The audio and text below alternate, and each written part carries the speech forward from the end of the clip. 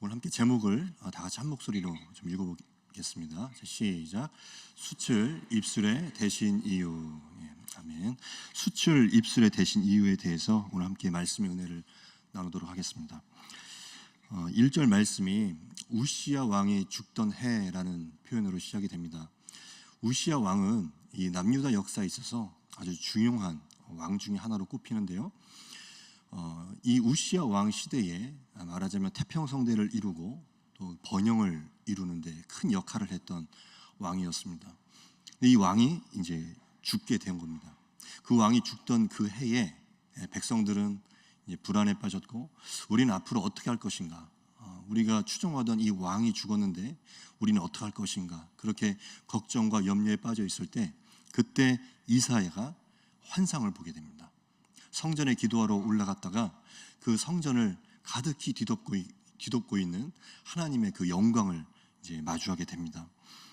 환상의 내용은 이것입니다. 찬양의 가사에도 있기 때문에 너무나 유명한 가사이기도 하고 또 말씀인데요. 많은 성도님들이 이 말씀은 다 알고 계실 것입니다. 주께서 높이 들린 보좌에 앉으셨는데 그 옷자락은 성전에 가득하게 펼쳐졌습니다. 여기서 말하는 옷자락의 이 상징성을 우리가 알면 더 큰 은혜가 되리라 생각합니다. 보통 왕들이 입는 옷이 아래로 길게 늘어뜨려 있지 않습니까? 그렇게 이제 옷자락이 아래로 늘어뜨려져 있는데, 근데 지금 이 주님의 옷자락은 아예 성전을 덮어버리고 있어요. 여기서 옷자락은 어떤 왕의 위엄이자 왕의 통치, 왕의 다스림을 의미하는데, 보통 왕들은 옷자락이 길어봐야 그래봐야 사람 키 정도 될 것입니다. 그러나 지금 성전을 뒤덮고 있는 주님의 영광, 그 주님의 옷자락은 성전을 가득하게 뒤덮고 있습니다. 여기서 이 상징이 굉장히 중요합니다. 우시야 왕이 죽었지만, 그래서 우시야 왕의 통치는 그의 죽음으로서 끝났지만, 그러나 주님의 통치는 여전히 너희와 함께하고 있다. 그 메시지를 지금 주고 계신 것이죠. 여전히 그 성전에 주님의 옷자락이 가득히 덮고 있는 것을 환상으로 보여주심으로 해서 두려워하지 말라, 놀라지도 말라, 내가 너희와 함께하고 있다 라고 하시는 귀한 메시지를 지금 주고 계신 것입니다. 이렇게 이 이사야 선지자가 환상 가운데 주님의 음성을 듣고 또 주님의 영광을 보게 되었습니다. 그렇게 주님께서 들려주시는 그 음성과 또 환상을 듣고 또 보는 것, 그것이 비단 이 당시에 이사야만 누리는 특권이 아니라 오늘 이 시대를 살아가고 있는 주님을 믿고 또 주님을 의지함으로 기도하며 나아가는 모든 신자들이 누릴 수 있는 특권입니다. 그것은 이사야만이 누릴 수 있는 특권이 아니라 여전히 우리도 이제 주님을 믿고 주님을 신뢰하는 가운데 기도하는 모든 자들이 누릴 수 있는 특권입니다. 우리도 기도하는 가운데 오늘날에 우리도 기도하는 가운데 보는 것이 있고 기도하는 중에 듣는 것이 있습니다. 그렇게 우리가 주님께서 보여주시는 것을 보고 있고 또 들려주시는 것을 듣고 있습니다. 이것은 굉장히 강권적인 것이어서, 사실은 기도할 때 뭔가를 보고 기도할 때 듣는다는 것은 사실 내가 듣고 싶어서 듣는 것도 아니고 내가 보고 싶은 것을 보는 것도 아닙니다.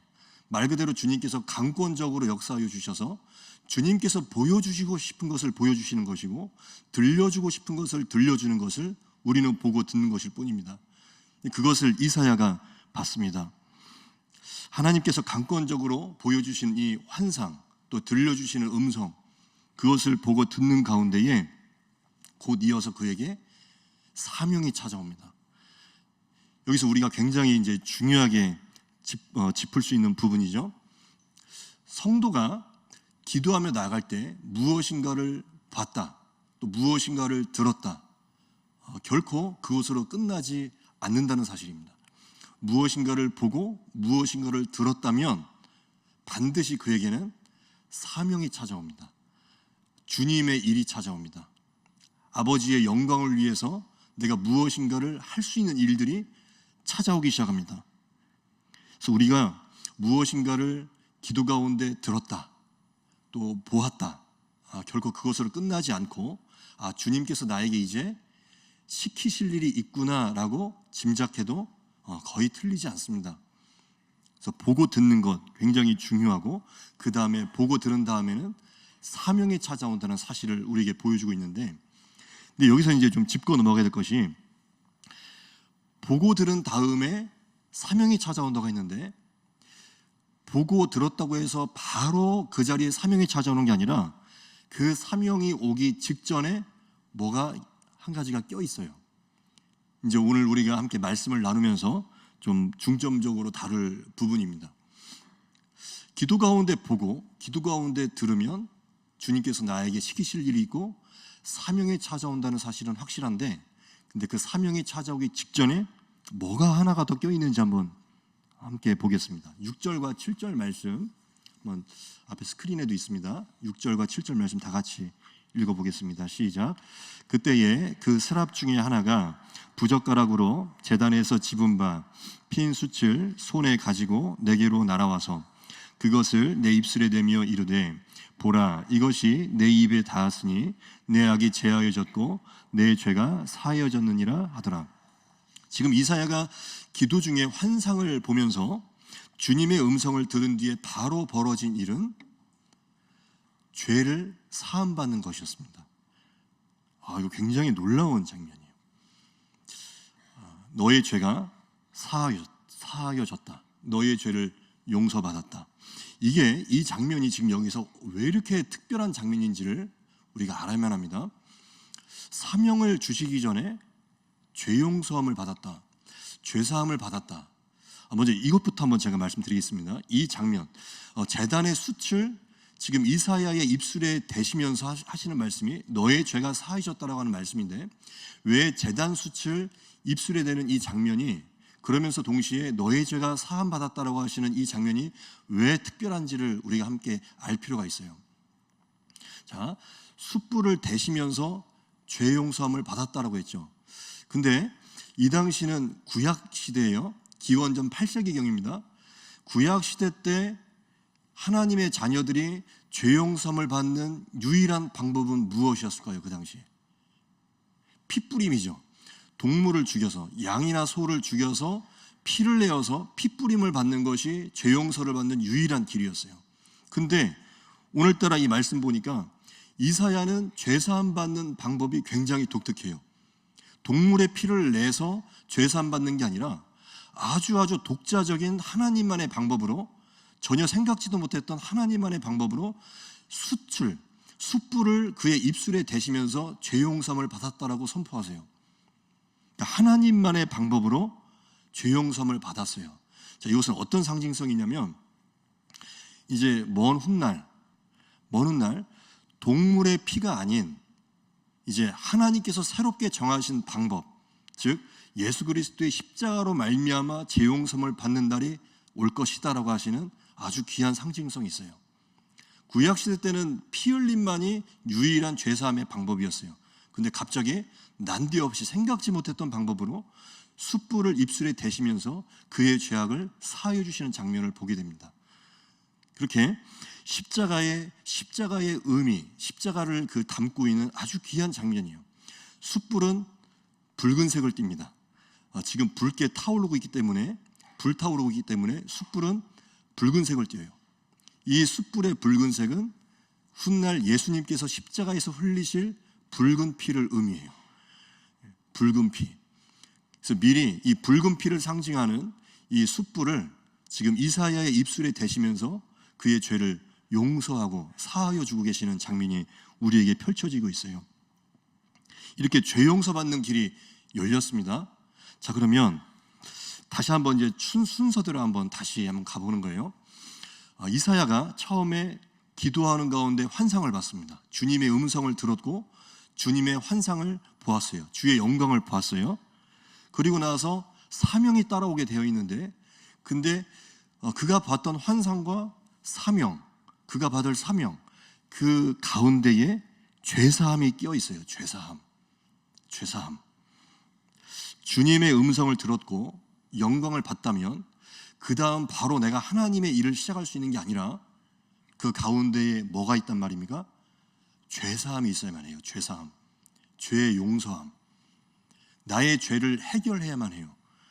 하나님의 그 엄청난 영광을, 그분의 위엄을, 영광을, 환상을 받다고 해서 내가 바로 하나님의 일을 시작할 수 있는 것이 아니라 어떠한 기적을 받든지 어떠한 기적을 맛보았든지 간에 그 기적 다음에는 반드시 십자가의 은혜를 체험해야만 합니다.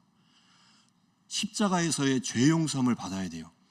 죄의 해결을 받아야만 해요. 나의 죄를 해결받은 다음에서야 비로소 사명이 부어집니다.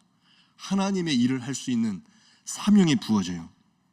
그러니까 죄가 없어져야만, 죄가 해결된 그 자리에 사명이 부어집니다. 죄가 해결돼야만.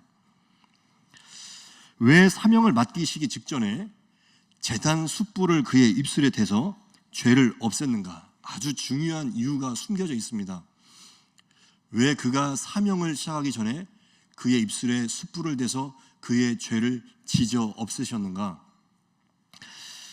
죄가 있는 곳에 복을 내릴 수도 없고 죄가 있는 그 자리에 사명을 내릴 수도 없기 때문입니다. 즉, 죄와 복은 함께 있을 수 없습니다. 또 죄와 사명도 함께 있을 수 없습니다.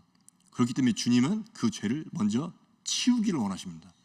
죄를 먼저 제거한 다음에 그 죄가 제거된 그 깨끗해진 자리에 사명도 부어주시고 복도 내려주십니다. 굉장히 성경적인 거죠. 한번 근거를 한번 찾아볼까요? 절대로 죄가 있는 곳에 복이 올 수도 없고 사명도 올 수 없다. 이것을 한번 살펴보겠습니다. 시편 1편입니다. 앞에 스크린에 한번 있으니까 시편 1편 1절부터 3절까지 말씀을 먼저 우리 한 목소리로 한번 차근차근 읽어볼까요? 자, 시작. 복 있는 사람은 악인들의 꾀를 따르지 아니하며 죄인들의 길에 서지 아니하며 오만한 자들의 자리에 앉지 아니하고 오직 여호와의 율법을 즐거워하여 그의 율법을 주야로 묵상하는도다.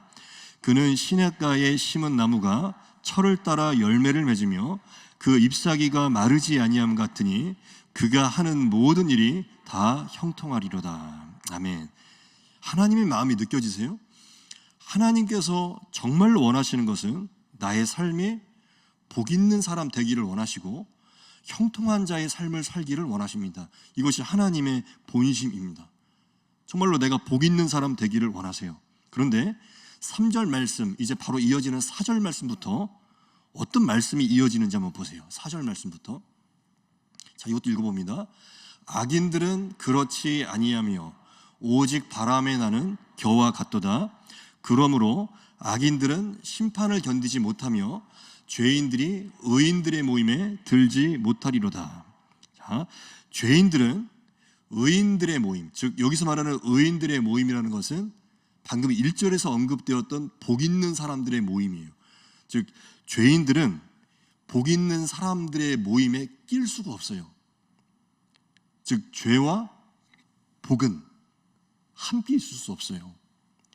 죄가 있는 자리에 아무리 주님께서 나를 축복해 주고 싶으셔도 죄가 있는 그 자리에는 복이 임할 수가 없어요. 그리고 사명도 임할 수가 없어요. 그러니까 이사야에게 먼저 그렇게 기막힌 기적과 환상을 보여주신 다음에 이제 사명을 주셔야 되는데, 복과 사명을 주셔야 되는데, 사명을 주시기 직전에 그의 입술에다가 그 뜨겁게 타고 있는 숯불을 그의 입술에 대시고 먼저는 죄를 없애신 이유를 이제 아시겠습니까? 죄를 없애야만 이사야가 복을 누리고 사명을 누릴 수가 있기 때문입니다. 하나님께서 이사야를 부르시자마자 먼저는 죄부터 깨끗하게 하셨다. 죄의 문제를 해결하지 않으면 복도 사명도 무의미합니다. 그 자리에 들어올 수가 없습니다. 이것을 한번 저는 생각을 해봤습니다. 좀 엉뚱한 생각일 수도 있는데요. 이사야가 그의 입술에 숯이 닿았을 때, 이 숯이 뜨겁잖아요. 숯이 입에 딱 닿았을 때 정말로 그의 입술이 뜨거웠겠냐 안 뜨거웠겠냐. 왜냐면 이건 지금 환상이거든요. 환상. 뜨겁겠냐 안 뜨겁겠냐. 제가 그래서 오늘 아침에도 이제 이 말씀 가지고 설교를 준비하다가 제 옆에 앉아 있는 몇몇 목회자들한테 이 질문을 던졌어요. 좀 대답 좀 해달라고. 이 환상 가운데 뜨거운 숯이 입술에 닿았을 때 뜨겁겠냐 안 뜨겁겠냐. 옆에 정희진 목사님, 뭐 김영환 목사님, 서기순 전사님 앞에 계시는데 그 세 분한테 물어봤거든요.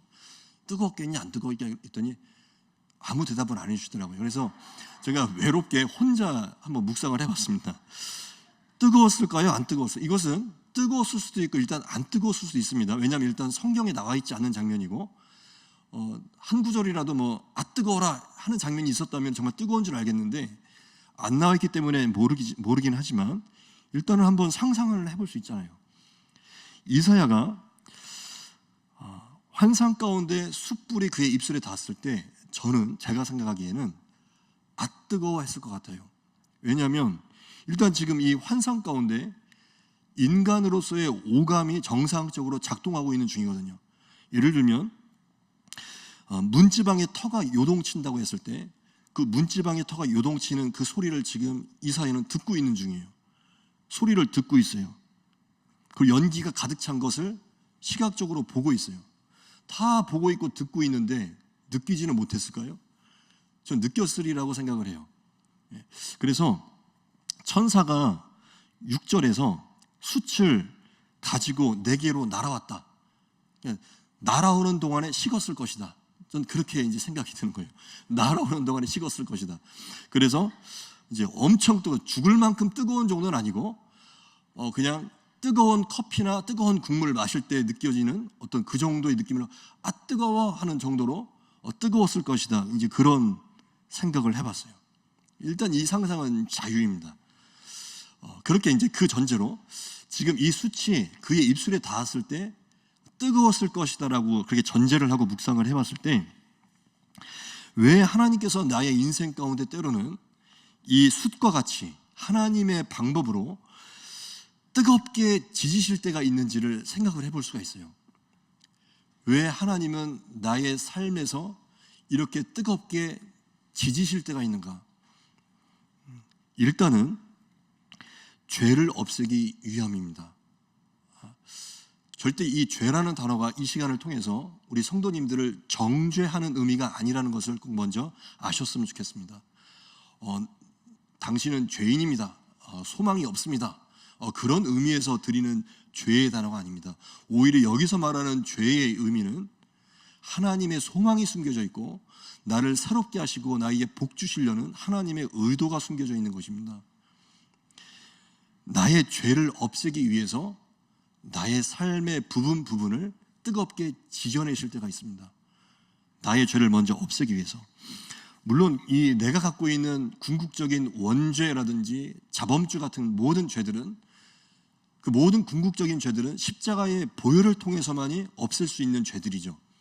그런데 오늘 이사야가 보여주고 있는 죄는 인간이 또 내가 갖고 있는 원죄뿐만 아니라 내가 삶 속에서 습관적으로 짓고 있는 습관적인 죄까지도 포함하고 있는 거예요.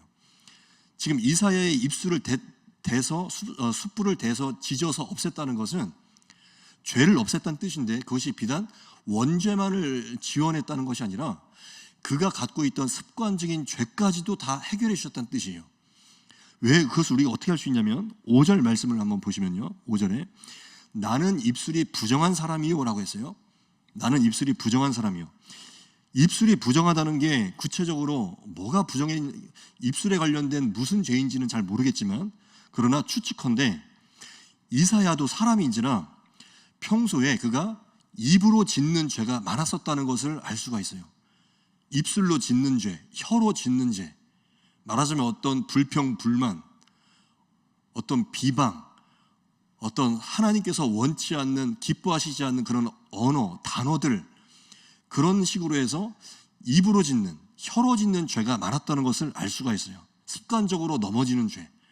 근데 바로 습관적으로 그렇게 이사야가 알고 있는 아주 은밀하게 알고 있는 그 죄의 부분까지도 이 지금 뜨거운 숯불을 통해서 습관적인 죄까지도 다 지져 없애시는 작업을 하고 계신 거예요. 그러니 왜 우리의 삶을 때로 불로 뜨겁게 지지시고 철저히 깨뜨리실 때가 있는가? 그것은 나의 죄를 제거하신 그 자리에 복을 주시기 위함입니다. 그리고 주님의 사명을 부어주시기 위함입니다.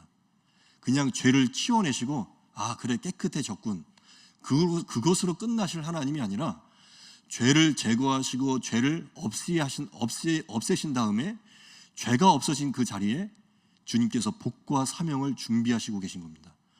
나에게 복과 사명을 부어주실 준비를 하고 계시는 거예요. 이사야가 5절에서 외칩니다. 화로다 나여 망하게 되었도다. 자기의 죄를 깨달으니까, 특별히 자기의 입술의 죄를 깨달으니까 화로다 나여 나는 이제부터 망했다, 난 이 죄 때문에 망했다라고 하는 거예요. 하나님의 영광과 거룩하심 앞에서 나의 죄가 드러났고 이제는 나의 죄 때문에 괴로워하면서 하는 말이 나는 죄 때문에 망할 수밖에 없는 사람이 됐다라고 하는 거예요. 이 또한 우리에게 알려주시는 바가 큽니다.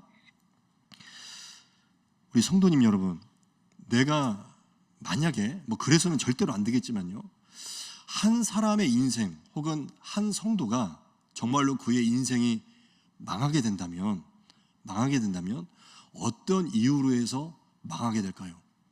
절대로 그런 일은 있어서는 안 되겠지만, 만약에 가정하에 어떤 한 성도의 어떤 한 사람의 인생이 정말로 망하게 된다면 어떤 이유로 해서 망하게 될까요? 우리가 흔히 할 수 있는 오해가 이것인데, 내가 나의 인생이 고난 때문에 망할 수 있다라는 착각입니다. 절대로 고난 때문에 우리가 망하지 않는다는 것을 오늘 말씀에서 우리에게 알려주세요. 성도의 인생은 결코 고난 때문에 망하지 않습니다.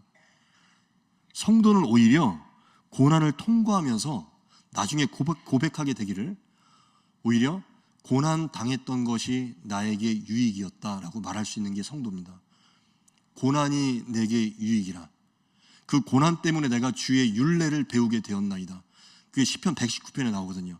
내가 오히려 그 고난 때문에 주의 말씀을 배우게 되었습니다. 그렇게 고백하게 되는 게 성도의 인생인데, 그래서 고난 때문에 성도가 망하는 게 아니라 무엇 때문에 망할까요? 죄 때문에 망하는 거예요. 죄 때문에. 고난 때문에 망하는 법이 없고 성도는 죄 때문에 망해요. 바로 이것을 주님께서 아시기 때문에 주님이 사랑하시는 자녀들일수록 이 죄의 문제를 결코 그냥 보고만 계실 수가 없어요. 바로 방금 전에 우리 살펴봤던 이 이사야의 문제처럼, 이사야가 습관적으로 넘어졌던 그 입술의 죄, 그 죄의 문제를 해결하지 않는 한 이사야의 삶에서는 사명도 없을 것이고 복도 없을 것임을 주님은 알고 계셨기 때문에 먼저는 사명 주시기 전에 이사야에게 있어서 빨리 이 죄를 걷어내셨던 것처럼, 우리는 이 장면을 보면서 내가 정말 사랑받는 자녀임이 틀림이 없다면 하나님께서는 이 죄의 문제를 반드시 해결하실 것이다, 이것을 우리가 알고 있다는 것이죠. 그러니까 이 구약시대 때는, 지금 이 이사야의 환상 가운데서는 수치로 그의 죄를 없이 하셨다면, 이제 신약을 살아가는 우리는 예수 십자가의 피로 우리의 죄를 깨끗하게 해주실 것을 믿으시기 바랍니다. 십자가의 피로 이제 나를 깨끗하게 해주세요. 나의 모든 죄의 문제를 주님의 십자가의 피로 지져서 없애기를 원하세요. 오늘도 나의 의와 나의 공로를 의지하시면서 나의 잘한 점을 바라보시면서 사명으로 나아가시는 게 아니라, 오히려 바꿔 생각해서 나 같은 사람도 사랑해 주시고, 나 같은 사람도 선택해 주시고, 나 같은 사람의 죄도 해결해 주신 예수님께 그저 감사해야만 하겠습니다. 주님께 우리가 감사할 것밖에는 그래서 없는 거예요. 주님은요, 우리를 너무나 사랑하셔서 한 개인의 삶에 흐르고 있는 죄의 문제를 반드시 지져서 없애주실 것입니다. 한 가문에 흐르고 있는, 한 가정에 흐르고 있는 죄의 문제를 지져서 없애실 것입니다. 근데 그렇게 지져서 없애시는 그 순간은 사실 굉장히 힘듭니다. 예를 들어서 어떤 한 가문에 흐르고 있는 죄가 있다고 한번 생각을 해봅시다. 한 가문에 흐르고 있는 죄가 있는데 성령께서 역사하시기 시작하시면서 그 가문에 흐르고 있는 죄를 걷어내신다. 근데 그 걷어내시는 그 시간은 사실 굉장히 힘들고 고통스러운 거예요. 때로는 막 그 죄를 주님께서 그 죄를 없이 하시려고 이제 그 가문 가운데 십자가가 들어가고 십자가의 은혜가 들어가는데 동시에 뭐가 역사예요? 사단이 역사하는 거예요. 그래서 경험해 보셨나요? 한 가문에 이제 예수의 영이 들어오려고 하고 이제 십자가가 들어오려고 하고 구원의 감격이 들어오려고 하니까, 즉 오늘 말씀 표현 그대로 그 가문에 흐르고 있는 죄의 문제를 주님께서 해결하려고 하시니까 갑자기 막 사단들이 더 크게 역사하는 거예요. 절대로 그 싸움에서 밀려나시면 안 됩니다. 포기하셔서는 안 됩니다. 모르긴 몰라도 많은 초신자들이, 특별히 주님을 이제 막 인격적으로 만나신 초신자들이 많이 경험하고 있는 영적인 부분들이에요. 내가 이제 기왕에 내가 예수를 믿었으니 이제 좀 우리 집에 구석구석에 있던 부적도 좀 떼려고 하고, 무당도 이제 더 이상 무당이나 점쟁이들을 우리 집에 들어보내지 않으려고 하고, 이제는 좀 예수 믿는 사람답게 좀 살아보려고 하는데, 그런데 자꾸만 사단이 더 역사하는 거예요. 생각지 못했던 막 불길한 일들이 일어나기 시작하고 꿈자리도 뒤숭숭한 거예요. 절대로 거기에 넘어지셔는 안 됩니다. 포기해서는 안 됩니다. 끝까지 주님 바라보시면서 결국에는 그 싸움이 승리로 끝날 것임을 믿으시기 바랍니다. 절대로 그 싸움은 패배로 끝나지 않아요. 경험해서 드리는 말씀이에요. 얼마나 영적으로 무지했던지. 저희 집도 한때는 점쟁이를 막 불러드렸었어요. 저희 집에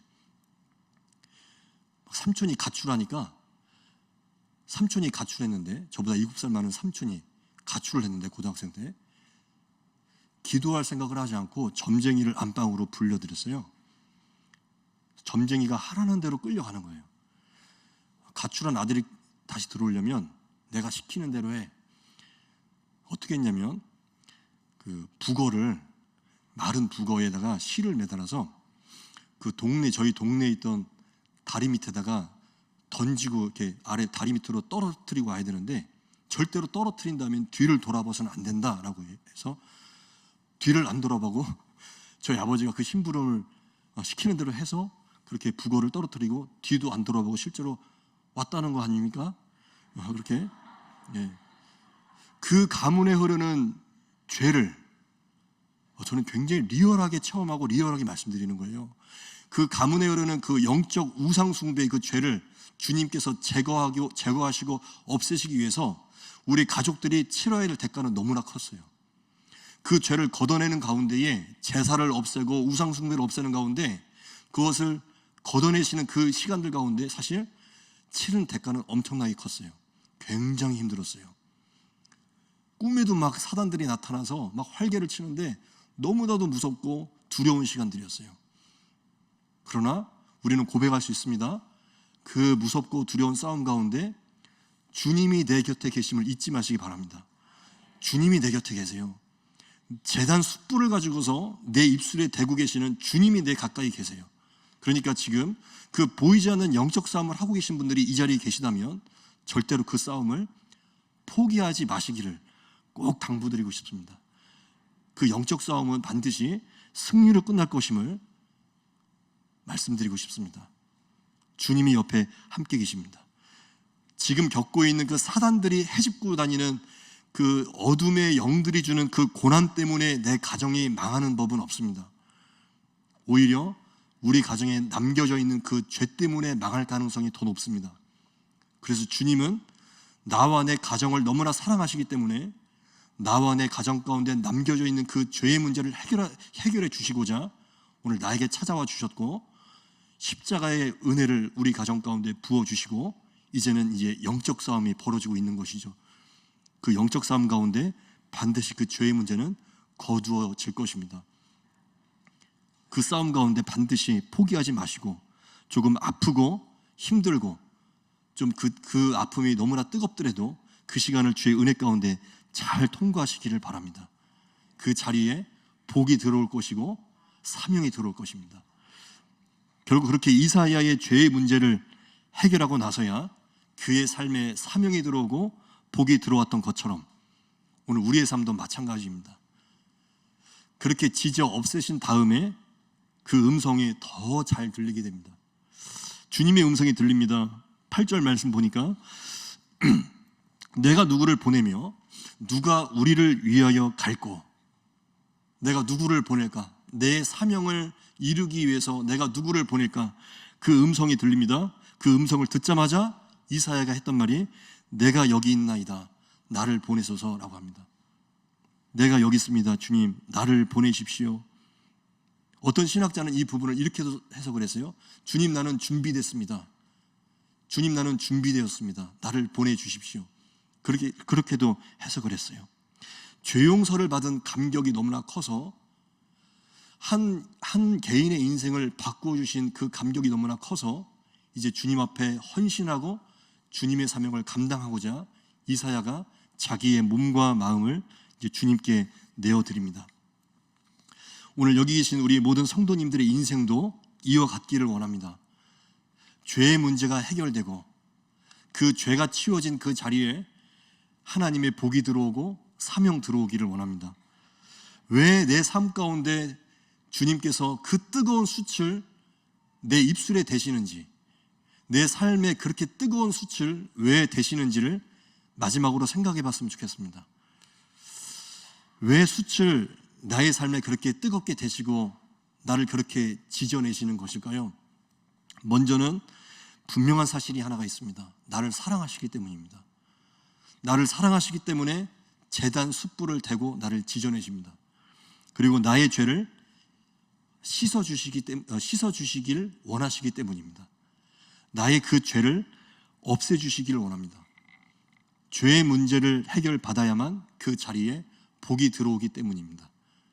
나를 너무나 사랑하여 주시고 나에게 복을 내려주시고 사명 주시기를 원하셔서 오늘 그렇게 뜨겁게 지지시고 있는 중입니다. 그 지져내고 계시는 그 뜨거운 제단 숯불 뒤에 숨어있는 하나님의 사랑을 다시 한번 발견해내시길 바랍니다. 너무 뜨거워서 또 너무 아파서 지금 그렇게 힘든 시간을 거치고 계시는 분들도 계시겠지만, 그러나 너무 또 뜨겁다고 아프다고 그렇게만 말할 것이 아니라 그 숯불 뒤에 숨어있는 놀라운 나와 내 가정을 향하신 하나님의 사랑과 하나님의 은혜도 함께 발견할 수 있는 영적인 눈이 띄어지시기를 주의 이름으로 축복합니다.